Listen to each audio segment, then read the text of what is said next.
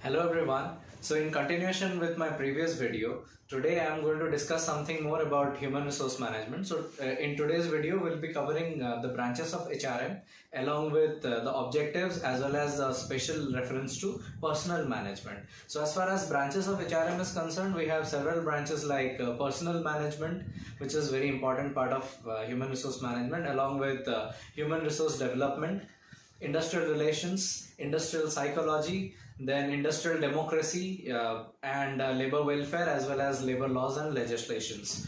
Now, talking about the objective of HRM, we have broadly classified it into four categories. First one is social category, second one is organizational objective, the third one is functional, and the last one is personal objective. So when I talk about social objectives, it is basically concerned with the legal compliances of a particular business, where it makes sure that the business is complying to the legal requirement as laid down by the local legislations or the national legislation, as whatever the case may be. Along with it is also interested toward getting whether the society is reaping the benefit out of it or not. Then social objective also includes union management relationship. When it talks about organizational objective, we have human resource planning, which talks about your current manpower as well as your future manpower requirements. Then the selection aspects of it, by choosing the best available candidate out of a pool of available candidates. Then training and development in order to sharpen the skills of those employees, along with employee appraisals in order to make sure that he is actually performing the way he is supposed to perform. Then talking about the functional objectives, it is all about appraisal, placement and assessment of the individuals working in a particular department, so that a company would get to know whether they are actually performing their worth or not. And personal objective includes training and development again, so that a person can be trained and developed, and in that way he'll be able to manage his job in a much better and professional manner. Then appraisal, it also includes compensation management as well as assessment of the individual capabilities. Now moving on to the next one, our focus is personal management today. So personal management is nothing but the administrative discipline of hiring and developing employees so that they become more valuable to the organization. So in personal management, it includes conducting of job analysis, then planning personal needs and recruitment, then selecting the right people for the job, orienting and training, determining and managing the wage and salaries, and all other aspects which are actually related to performance of the job. It basically doesn't include motivation and other related aspects, which is broadly a part of HRM, but it particularly talks about the administrative aspect of managing the human resources. So personal management is that branch of human resource which typically talks about the administration part of human resources. As far as the definition of personal management is concerned, it can be defined as obtaining, using and maintaining a satisfied workforce, and it is a significant part of management concerned with employees at work and with their relationship with the organization. Let's talk about the nature of personal management. It primarily includes employment, development and compensation. So anything that relates to your employment, be it recruitment, be it training, be it selection, everything that is concerned with this particular personal management, along with the development as well as the compensation aspect of it.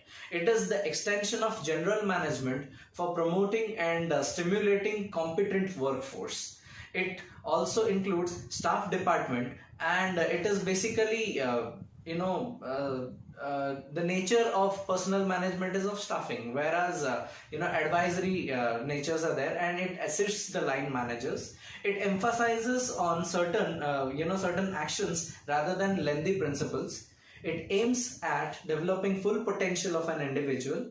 Then it motivates through cooperation and incentive. It doesn't talk directly about the motivation, but through cooperation and some group incentive as well as individual incentive levels, it manages all these workforces, along with the management of both White and blue collar workers are also included in this. White collars are those people who are at executive level, and blue collars are basically at factory level people. Now, let's talk about the role of a personal manager. The role of personal manager is not very tough. He also works within the human resource department. He provides assistance to the top management. He advises the line managers regarding whom to recruit, what is the right time for the recruitment, and what is the right number of candidates the company requires for performing a particular job. He acts as a counselor as and when it is required for counseling of some sort of an employees. He is always ready for it, enough for it, because he is a link between the organization and the employees. He acts as a mediator or arbitrator as and when some sort of an cases arises, or as and when there is some sort of a dispute or something. He acts as an arbitrator.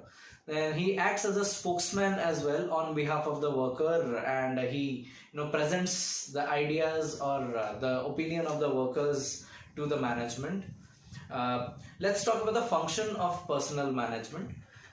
Basically, it does the function of manpower planning, as we have already discussed in human resource planning. So it talks about manpower planning, how much workforce are required to perform a particular job, what would be the right number to hire, and what would be the required qualifications and requisite skills to perform a particular job. This is something which they do. Then they also do the process of recruitment, where advertising for the current vacancy, so that more and more number of people can apply for a particular job, so that the company can get the best possible pool of candidate to select the best among them. Then obviously selection is basically selecting the best person out of that available pool. Then after the selection, training and development, so that the person can get the requisite skills of the job, and if he is not trained, he is bound to make mistakes, or he may not be that acquainted with that job, but if he is trained, then that possibility of making mistakes drastically reduces. So because of that, training and development is needed. And post training and development, it is the job of an appraisal, so that he would get to know whether he is doing his job perfectly or not. And appraisal is always not negative. Appraisal is a thing which gives you an idea whether you are performing the job up to the mark or not. If at all you are not performing, what is the reason behind it, so that if corrective measures are taken, then your job related skills can also be improved, and down the line you can work the way the management works. So this is how the personal management works. So let me tell you again, HRM is all about managing the human resources at work, and it includes everything, their personal aspect as well as their professional aspect, whereas personal management is mostly concerned with the professional aspect, where the administration of human resources are taken into account. So with this, my today's video comes to an end. Thank you very much for watching. Please subscribe and like the channel, and I have given the description in the description box, so you can check out. Thank you very much.